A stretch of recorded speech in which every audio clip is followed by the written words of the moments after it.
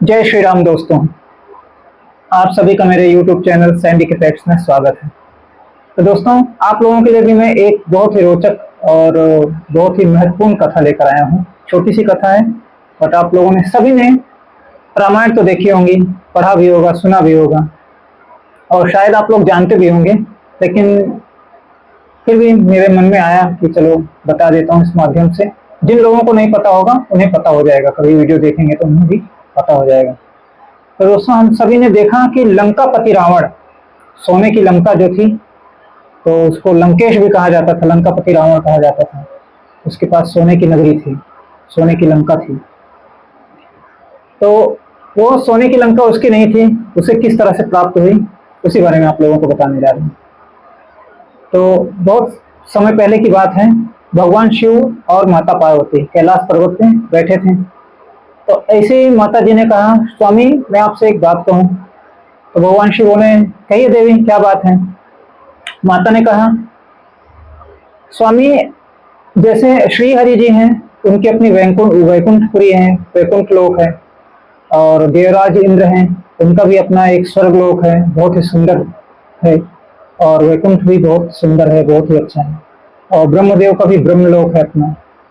और आप तो देवों के देव हैं, देवादिदेव हैं, फिर भी आपका ऐसा कुछ नहीं है। आपने कभी इस बारे में सोचा नहीं कि ऐसा कुछ हो हमारा भी। तो भगवान शिव बोले, हम तो वैरागी हैं, सन्यासी हैं, हमारे पास इतना समय ही नहीं है। और आप तो जानती हैं देवी, हमारे पास कैलाश है और पूरा ब्रह्मांड तो अपना ही है, हमें इन सब चीजों की कोई आवश्यकता ही नहीं है। तो माता ने बोला, हाँ ये तो आपकी बात सत्य है प्रभु, कि और वैसे भी हमारे पास समय नहीं है। फिर बोले, शिव जी ने पूछा कि देवी पर आपके मन में यह विचार कैसे आ गया।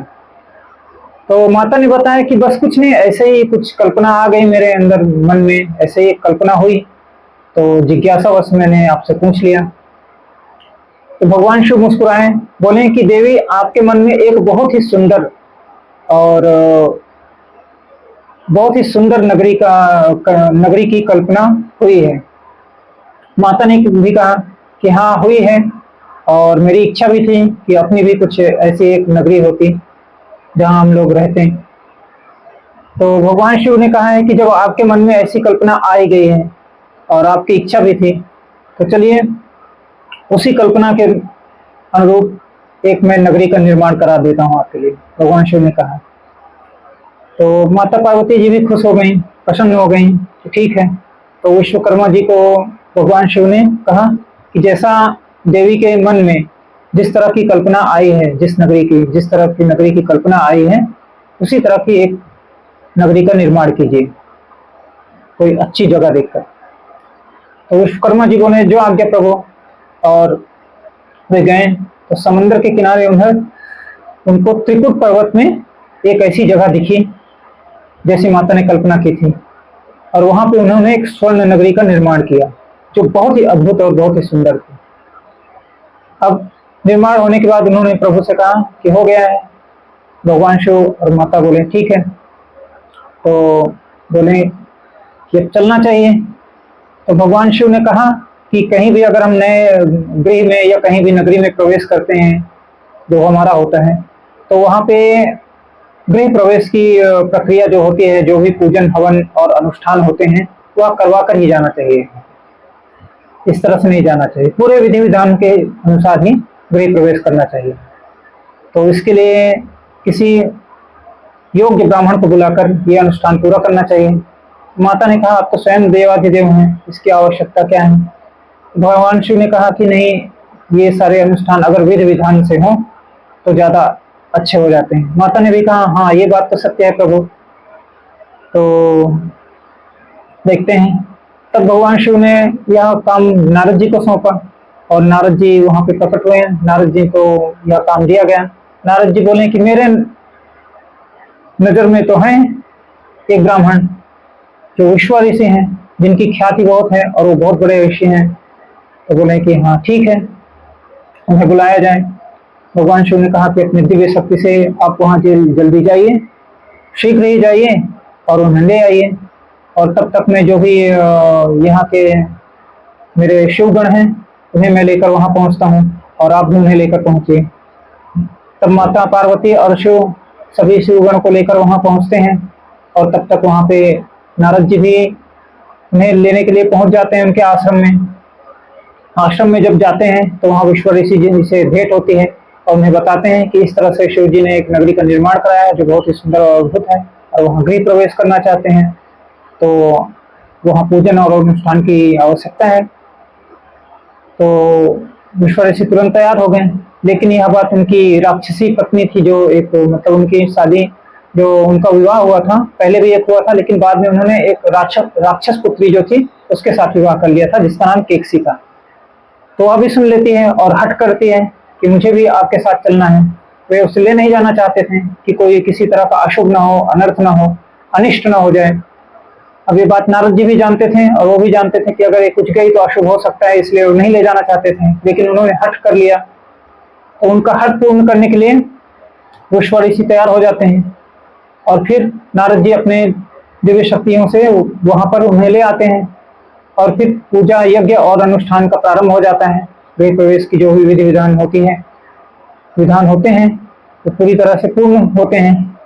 अब पूर्ण होने के बाद भगवान शिव से विदा लेते हुए विश्व ऋषि कहते हैं कि भगवान जो भी आपने कहा था अनुष्ठान ये सब पूरा हो गया है, अब मुझे आज्ञा दीजिए कि मैं अपने आश्रम में चला जाऊं। तो भगवान शिव कहते हैं कि नहीं, अभी अनुष्ठान पूरा कहाँ हुआ है, जब आप यहाँ के आचार्य बने हैं, आपने सारे विधि विधान पूर्ण किए हैं, तो यह तो पूजा तभी पूर्ण होगी जब आप इसकी दक्षिणा लेंगे।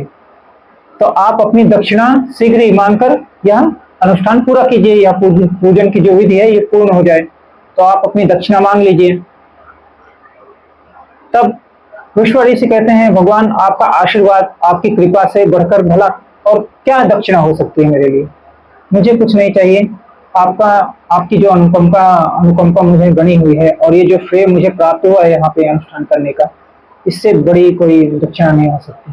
भगवान शिव ने कहा नहीं, दक्षिणा तो आपको लेनी ही चाहिए, आप कुछ भी मांग लीजिए। और वे मना करने लग जाते हैं। तभी केकसी के मन में एक विष भरा ख्याल आता है मन में और वे उन्हें हट करने लग जाती हैं एकांत में ले जाकर कि बोलती हैं अगर ये नहीं मांगना चाहते तो मैं ही वरदान मांग लेती हूँ, मैं ही दक्षिणा मांग लेती हूँ। तब नारद जी उन्हें रोकते हैं कि नहीं, जो आचार्य होते हैं दक्षिणा वही मांग सकते हैं, उनकी जगह कोई दूसरा नहीं मांग सकता है। तो वह फिर उन्हें उकसाती हैं इसके लिए कि आप जब इतना, इससे अच्छा अवसर नहीं आएगा, आप इसी सोने की लंका को दक्षिणा में मांग लीजिए। तो वे ऐसा नहीं करना चाहते हैं, लेकिन ये हट कर लेती हैं। और वहाँ सब होते हैं इनका हट और इससे जो झगड़ा होगा, कलह होगा, वो सब देखने के लिए, और दबाव में आके वे भगवान शिव से अंततः कहते हैं कि हे प्रभु, जब आपकी इच्छा ही है दक्षिणा देने की, तो ये सोने की लंका जो है आप मुझे दक्षिणा में दे दीजिए। बस इतना सुनते ही माता भगवान शिव जो थे वो तो प्रसन्न हो गए, वैसे भी वहां उन्हें रहना नहीं था और ये तो जानते थे कि ये होना ही है किसी और के लिए ही। तो भगवान शिव प्रसन्न हुए और तुरंत उन्होंने तथास्तु कह के उन्हें दक्षिणा प्रदान कर दी। माता ने यह देखा और उन्होंने कहा कि हे लोभी ब्राह्मण, आपने लोभ में आकर इस लंका को दक्षिणा में मांग लिया, पूरी लंका को ही, इसलिए मैं आपको श्राप देती हूँ कि आप कभी इसका भोग नहीं कर पाएंगे, यहाँ पर आप रह नहीं पाएंगे और न ही आपके किसी पुत्र द्वारा यह भोग करने लायक रहेगी। यह लंका आज से शापित रहेगी और अंततः जलकर राख हो जाएगी। तो विश्व ऋषि बड़े ही दुखी और भयभीत हो जाते हैं और वहां से जाने लग जाते हैं। तब नारद जी कहते हैं कि अब आप लोग यहीं पे रहेंगे, कहीं नहीं जाएंगे, यहाँ से हम शिवगण और हमारे प्रभु वहां से हम सब जा रहे हैं। और वहां से सभी लोग चले जाते हैं और उसके बाद विश्व ऋषि भी बहुत ग्लानि से भर जाते हैं, बहुत दुखी हो जाते हैं और वे अपने आश्रम चले जाते हैं। केकसी भी वहां आ जाती है। फिर वो अपने दोनों पुत्रों रावण और कुंभकर्ण को उकसाती है कि उस लंका पर अधिपत्य किया जाए। लेकिन उससे पहले भी वहां पर जो उनके बड़े पुत्र होते हैं कुबेर जी, वह तपस्या करने के लिए गए हुए थे।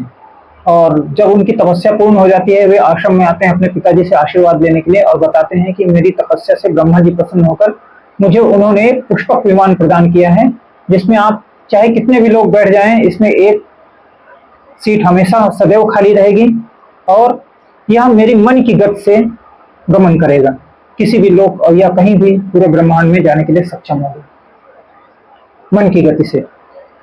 तो अब यहाँ थोड़ी सी ग्लानि में थे, दुख में थे, जब इतना सब सुनते हैं तो ये होता है और बोलते हैं कि मुझे किसी एक ऐसी नगरी में आधिपत्य का सुख प्रदान होगा जो बहुत ही सुंदर और काल्पनिक होगी। तो मुझे लगता है कि हो सकता है कि वही नगरी हो और वो बताते हैं कि ऐसा ऐसा हुआ, मैंने एक नगरी का उद्घाटन किया है, वहाँ पे मैंने पूजन किया था और मुझे दक्षिणा में मिली है, तो अब तुम वहां जाओ अपने पुष्पक विमान के साथ में और वहां अपना राज आधिपत्य स्थापित करो। तो केकसी ये सब वो वहां से चले जाते हैं और केकसी ये सब देखकर बहुत ही ज्यादा ईर्ष्या हो जाती है और वह जब उसके पुत्र रावण और कुंभकर्ण आते हैं तो उन्हें उकसाते हैं कि जाओ तुरंत तपस्या करने के लिए सर्वशक्तिमान होने अमरता का वरदान प्राप्त करो ब्रह्मा जी से और तीनों लोक में विजय प्राप्त करो। और ऐसी ऐसी लंका है जो कुबेर के पास है, उन सब पे अपना आधिपत्य अपना अधिकार जमा लो। तब रावण कुंभकर्ण और अपने विभीषण के साथ में जाते हैं तपस्या करने के लिए और वहां से वरदान प्राप्त करते हैं और वरदान प्राप्त करने के बाद सबसे पहले जो चढ़ाई करते हैं वो लंका में ही करते हैं और लंका को कुबेर से छीन लेते हैं। हालांकि लंका को कुबेर उनको दान और गिफ्ट के रूप में दे देते हैं कि जब वो सुनते हैं कि इतनी ख्याति प्राप्त की है, इतने वरदान प्राप्त किए हैं तो अच्छा काम किए बोल के वे प्रसन्नता से ही दे देते हैं लंका और युद्ध नहीं करना चाहते हैं। लेकिन उसके बाद फिर भी रावण नहीं मानता है, उनके दूसरे जो उनकी नगरी रहती है वहां पर जाकर युद्ध करने के लिए जाता है और वहां से पुष्पक विमान भी ले लेता है।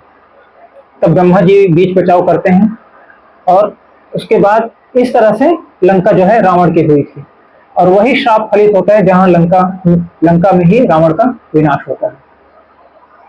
तो दोस्तों ये था और विश्वर इसकी एक राक्षसी पुत्री के साथ कैसे विवाह होती है इसका भी वीडियो मैं आप लोगों को एक दिन लेकर आऊंगा। तो रावण बहुत ही ज्ञानी कहा जाता था लेकिन राक्षसी प्रवृत्ति का था, इसलिए उसका ज्ञान उसके भाग्य को साथ नहीं देता है।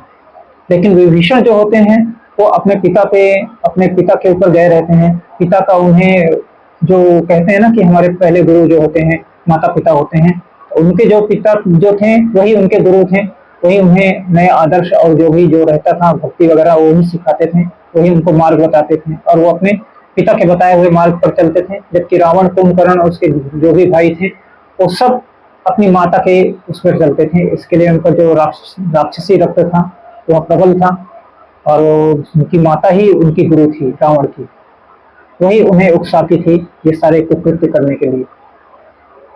और जब फिर कुकृत्य में जितना भी ज्यादा रावण को बल मिलता गया, तपस्या करके वरदान प्राप्त होता गया, उतना ही अहंकारी और उतना ही ज्यादा कुकर्मी होता गया, वो पापी होता गया और अंत में उसका विनाश भी उसी के कारण हुआ, उसके कर्मों के द्वारा ही हुआ। तो बस यही था दोस्तों। और आप लोगों को जैसे भगवान होते हैं उनकी लीला कब शुरू होगी और कब खत्म होगी और वो क्या लीला करेंगे वही जानते हैं। तो यहाँ माता पार्वती, शिव जी, श्री हरि और नारद जी को भी यह पता था कि इस लंका का किस लिए निर्माण किया गया है। भगवान शिव और माता पार्वती फिर वहीं अपने कैलाश में चले जाते हैं, वहां रहते हैं।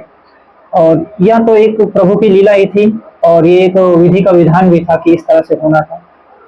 तो चलिए दोस्तों, आज के वीडियो में इतना ही था। अगर आपको यह वीडियो अच्छा लगा होगा तो अपने दोस्तों के साथ शेयर कीजिएगा और लाइक और सब्सक्राइब कीजिएगा दोस्तों, सपोर्ट करते रहिएगा। मिलते हैं अगले वीडियो में। जय श्री राम।